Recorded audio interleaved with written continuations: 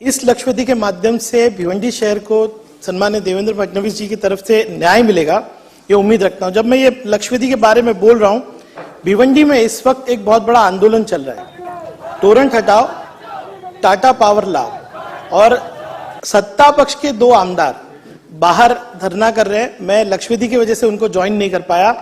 और अध्यक्ष महोदय, क्यों ये हो रहा है, ये आज मैं अपने लक्षवेधी के माध्यम से साबित करूंगा। अध्यक्ष महोदय, अप्रैल महीने में शासन ने MERC के ऑर्डर के माध्यम से 2.9% बिजली के रेट बढ़ा दिए। दिखने में तो 2.9% लग रहा है, लेकिन फिक्स चार्जेस और अगर दूसरे चार्जेस देखेंगे तो इसका इफेक्ट देवेंद्र जी 7% है। और जो अन्याय MSEDCL टोरेंट के माध्यम से कर रहा है, क्योंकि MSEDCL रेट तय करता है, टोरेंट कलेक्शन एजेंट है। आज अगर आप देखेंगे, मेरे पास चार्ट है, मैं साबित करके दिखाऊंगा कि टाटा पावर के रेट टोरेंट और MSEDCL से 40% कम है। अदानी के रेट 28% कम है। बेस्ट के रेट 35% कम है। और अभी तो यह हुआ है कि MERC के ऑर्डर के खिलाफ टाटा पावर की पिटीशन के ऊपर अपेलेंट अथॉरिटी ने MERC का ऑर्डर को सेट असाइड किया है और टाटा पावर के पावर पुराने नेट पे आए। मेरा पहला क्वेश्चन है कि इस लक्षवेधी के माध्यम से जिस तरह की धांधली चल रही है, जिस तरह से MSEDCL रेट बढ़ाया है, पूरे भिवंडी महाराष्ट्र के अंदर लोग पावर बिल की वजह से परेशान है। क्या सरकार टोरेंट पावर की फ्रेंचाइजी हटा के फिर से MSEDCL को लाएगी क्या? अगर ये सरकार नहीं कर सकती है तो कम से कम भिवंडी शहर में 2 से 3 फ्रेंचाइज होने चाहिए। अगर टोरेंट है तो टाटा पावर भी होना चाहिए, कोई और भी एजेंसी होना चाहिए, ताकि सस्ता पावर भिवंडी को मिले। अध्यक्ष महोदय, मैं दूसरा मुद्दा यह रखना चाहता हूं, वो पूरे महाराष्ट्र का मुद्दा है कि 2 महीने के सिक्योरिटी डिपॉजिट जो है एजेंसीज मांग रही है। टोरेंट पावर भी मांग रही है, बेस्ट भी मांग रही है।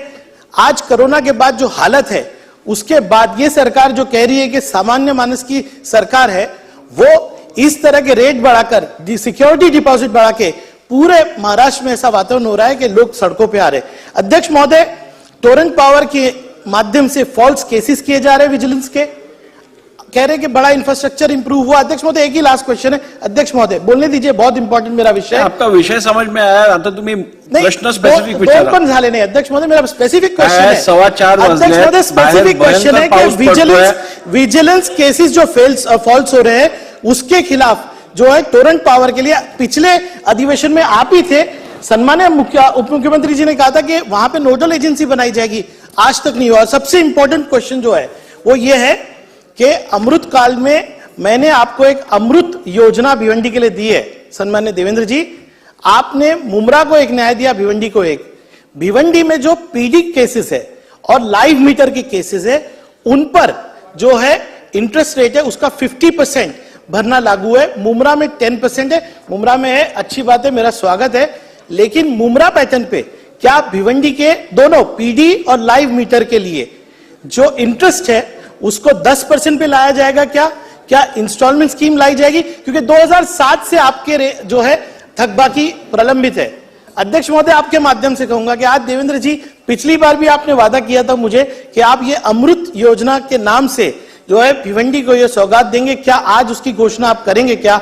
और टोरेंट पावर की जो दादागिरी है, सही बोल रहा हूं देवेंद्र जी, आपको लग रहा होगा कि टोरेंट पावर बहुत अच्छा काम कर रही है, लेकिन आप मेरे साथ 2 सत्ता पक्ष के आमदार है, उनसे भी पूछिए फॉल्स केसेस। उसके बाद टोरेंट पावर के लिए हमने इंफ्रास्ट्रक्चर इंप्रूव किया। आज मैं आपको बताऊंगा यहीं से फोन करके कि वहां पे पावर कट्स कितने हो रहे हैं और किससे शिकायत करें। नोडल एजेंसी नहीं है अध्यक्ष महोदय, टोरेंट पावर की दादागिरी बंद कराइए। सर, आपने कहा था कि महाराष्ट्र में कोई दादागिरी नहीं कर सकता, और मुझे उम्मीद है आपके होते हुए कोई नहीं कर सकता। टोरेंट पावर को आप काबू में लाइए और भिवंडी को दीजिए ना दूसरी एजेंसी, टाटा दीजिए। रेट्स आप देखिए, मैंने पूरा चार्ट आपको बना के लाके दिया है, क्योंकि मुझे मालूम है आप आंकड़े के बिगड़ सुनने वाले नहीं है।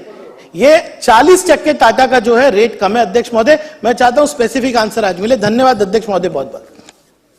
मुळात आपल्याला कल्पना आहे की 26 जानेवारी 2007 पासून भिवंडीमध्ये टोरेंटला फ्रँचायझी देण्यात आली आणि गेल्या साधारण 15-16 वर्षांमध्ये टोरेंटनी या ठिकाणी जे केलेलं काम आहे ते ठळकपणे आपल्याला त्याचा रिझल्ट दिसतोय. जेव्हा त्यांना दिलं तेव्हा वितरण हानी होती 41.85%, ती आता झाली आहे 10.61%. वसुली क्षमता होती 68%, ती आता झाली आहे 99%. आणि एकूण पायाभूत सुविधांवरची गुंतवणूक ही 1016 कोटी रुपये त्या ठिकाणी झालेली आहे. हे होत असताना आपण काही प्रश्न निश्चितपणे उपस्थित केलेले आहेत. पहिला आपला प्रश्न असा आहे की मुंब्र्याला फ्रँचायझी दिली तर त्याच्यामध्ये पिढी करता परमनंट डिस्कनेक्शन करता एक योजना त्याच्या अंतर्गत त्या फ्रँचायझीच्या वेळी आली की थकबाकी किती असली तरी मूळ थकबाकीच्या 110% पैसे. एक योजना त्याच्या अंतर्गत त्या फ्रँचायझीच्या वेळी आली की थकबाकी किती असली तरी मूळ थकबाकीच्या 110% पैसे भरले की त्या ठिकाणी त्यांना परत रिकनेक्शन मिळतं. अर्थात 16 वर्षापूर्वीच्या करारामध्ये हे नव्हतं, हे आताच्या मुंब्र्याच्या करारामध्ये आहे, म्हणून मुंब्र्याला त्याचा फायदा मिळतो आहे. तथापि या ठिकाणी आपण ही मागणी करत आहात. यापूर्वी कपिल पाटील साहेब देखील मला भेटले होते, त्यांनी ती मागणी केली होती की मुंब्र्यासारखंच आम्हालाही या ठिकाणी आपण याचा फायदा द्यावा. मी आज अधिकाऱ्यांची चर्चा केली आणि करारामध्ये थोडा बदल करावा लागेल, पण निश्चितपणे पिढी करता ही जी काही मुंब्र्याला 110%ची योजना आहे ही भिवंडीला देखील लागू केली जाईल. दुसरा, आपण नोडल एजन्सीच्या संदर्भातला जो विषय सांगितला हे खरं आहे, मी आपल्याला सांगितलं होतं, अजून आपण केलं नाही. आपल्याला ओम्बड्समन सारखी एक व्यवस्था त्या ठिकाणी हवी आहे की फ्रँचायझीनी जर त्या ठिकाणी नीट प्रतिसाद दिला नाही तर त्यांची तक्रार करता आली पाहिजे. आजच मी विभागाला सूचना देतोय की त्यांनी अशा परिस्थितीमध्ये, खरं म्हणजे करारात ते असतंच पण त्याचं का पालन झालं नाही मला माहिती नाही, पण त्याची एक एक्सप्रेस्ड व्यवस्था ही त्या ठिकाणी तयार करावी जेणेकरून फ्रँचायझीच्या विरुद्धच्या तक्रारी त्या व्यवस्थेकडे जातील आणि ती व्यवस्था त्या तक्रारींवर त्रयस्थ पद्धतीनं त्या ठिकाणी कारवाई करेल.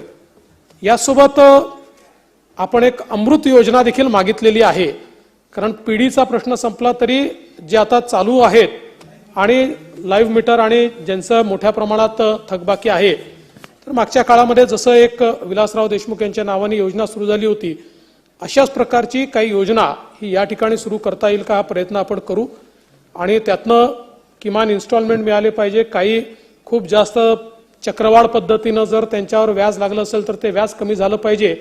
फक्त त्याकरताही फ्रँचायझीशी देखील चर्चा करावी लागेल आणि MERCशी देखील आपल्याला चर्चा करावी लागेल. पण मी विभागाला सांगेन की विभागाने जरूर भिवंडीसारख्या ठिकाणी याचा विचार केला पाहिजे. आपल्याला कल्पना आहे की आपण टेरिफच्या संदर्भात सांगतो, आता विशेषतः भिवंडीचा सगळा भाग हा पॉवरलूमचा आणि इंडस्ट्रीचा भाग आहे आणि या ठिकाणी आपल्याला कल्पना आहे की मोठ्या प्रमाणात आपण सबसिडी देतो. आताही आपण जे 20 किलोवॅटपेक्षा किंवा 27 HP पेक्षा कमी जे युनिट आहेत त्यांना आपण 3 रुपये 77 पैशाची सबसिडी देतो आहोत आणि जे 20 किलोवॅट आणि 27 HP पेक्षा जास्त आहेत त्यांना 3 रुपये 40 पैशाची सबसिडी आपण देतो आहोत. म्हणजे जरी इथली वसुली टोरेंट करत असलं तरी देखील सबसिडी मात्र ही आपण राज्य सरकारच्या वतीनं त्या ठिकाणी देतो. दुसरं, आपण मल्टिपल फ्रँचायझीच्या संदर्भातला जो विषय या ठिकाणी सांगितलेला आहे, मुळातच आपला जो कायदा आहे या कायद्याच्या अनुसार मल्टिपल फ्रँचायझी हे अलाउड आहे. तशा प्रकारचं कोणी जर अर्ज केला तर MERC त्या अर्जावर विचार देखील करते. आत्ता त्या ठिकाणी कुठलाही दुसरा अर्ज आलेला नाही. किंबहुना आता एक प्रश्न आमच्यासमोर असा उभा राहिला आहे की ज्या भागामध्ये फ्रँचायझी नाही अशा अनेक ठिकाणी केंद्रीय कायद्याप्रमाणे फ्रँचायझीचे अर्ज आलेले आहेत. मात्र आपल्याला माहिती आहे की आपली जी महावितरण कंपनी आहे या कंपन्याच्या कर्मचाऱ्यांचा देखील एक प्रश्न निर्माण होतो, त्यांचाही त्याला विरोध असतो. त्यामुळे त्यातला एक मध्यम मार्ग कसा काढता येईल अशा प्रकारचा प्रयत्न हा आपण करत असतो. तथापि या ठिकाणी जर जसं मुंबईमध्ये 3 फ्रँचायझी आहेत किंवा 3 त्या ठिकाणी डिस्ट्रीब्युटर्स आहेत, अशा प्रकारे कोणी ॲडिशनल डिस्ट्रीब्युशन त्या ठिकाणी मागितलं तर त्याचा निश्चितपणे विचार हा केला जाईल. आणि आपल्याला माहिती आहे की दरांच्या संदर्भात आता राज्य सरकारकडे त्या संदर्भातला कुठलाच अधिकार राहिलेला नाही. दरांच्या संदर्भातली सगळी पिटिशन, त्याचे निकष देखील तयार केलेले आहेत की वितरण हानी किती, कमर्शियल लॉसेस किती, अशा सगळ्याच्या आधारावर आणि एकूण लायबिलिटी किती या आधारावर एक पिटिशन दाखल करावी लागते. त्याची सुनावणी होते आणि त्या सुनावणीमध्ये बहुतांश वेळा महावितरण जे म्हणते ते ऐकलंच जात नाही. कारण शेवटी कन्झ्युमरचं देखील MERC ला बघावं लागतं आणि त्यामुळे MERC त्यानुसार ते सगळे रेट्स हे त्या ठिकाणी डिसाईड करते. त्यानुसार हे सगळे रेट्स जे आहेत हे डिसाईड झालेले आहेत. त्यामुळे या संदर्भात जर काही आपलं म्हणणं असेल तर पुन्हा एकदा MERC कडे आपल्याला निश्चितपणे जाता येईल. पण आता जे सरकारच्या हाती आहे ते मात्र सरकार निश्चितपणे यामध्ये करेल. उप मुख्यमंत्री जी ने अभी माना कि भिवंडी शहर 99% रेवेन्यू दे रहा है और महाराष्ट्र का नंबर 1 सिटी है पेमेंट के अंदर. अब आपने मुमरा के लिए मापदंड रखा कि 15-20 केसेस आप चेक करेंगे. भिवंडी के लिए भी मैं सबमिट करूंगा, लेकिन मेरा और महाराष्ट्र का नंबर 1 सिटी है पेमेंट के अंदर. अब आपने मुमरा के लिए मापदंड रखा कि 15-20 केसेस आप चेक करेंगे. भिवंडी के लिए भी मैं सबमिट करूंगा, लेकिन मेरा प्रश्न यह है कि क्योंकि अभी नोडल एजेंसी नहीं है, आप अभी कोई उच्च स्तरीय अधिकारी आज अनाउंस कीजिए कि जिसके सामने हम हमारी बात रख सके. क्योंकि ये बात तो तय है, मैं मुंबई में मेरा फ्लैट है, मेरा घर है, मेरा बिल एक अलग आ रहा है. भिवंडी के अंदर एकदम गरीब के पास भी जाएंगे तो उसका 1500 रुपए बिल आ रहा है. तो डेफिनेटली प्रॉब्लम तो है, लेकिन फोरम नहीं. आप हमको फोरम दीजिए, हम आपको साबित करके देंगे कि किस तरह से टोरन का व्यवहार चल रहा है. क्योंकि यहां पर अधिकारी आपको आगे बताते हैं, बहुत अच्छे से बताते हैं कि ये बहुत अच्छा चल रहा है. लेकिन जिस तरह सम्मानीय जितेंद्र अवार्ड जी ने कहा ना कि ये एक आक्रोश बन रहा है और ये बाहर आएगा, तो ये सारे इश्यूज को सेटल करने के लिए आप कम से कम एक मेंबर या 2 मेंबर उच्च स्तरीय कोई अधिकारी नियुक्त कीजिए और टाइम बाउंड मैनर में इसका रिप्लाई लाइए. ये मेरा प्रश्न है. धन्यवाद. आपण जे सांगितलं, पुढच्या 15 दिवसामध्ये एक उच्चस्तरीय एक अधिकारी किंवा 2 लोकांची कमिटी ही त्या ठिकाणी आपण तयार करू.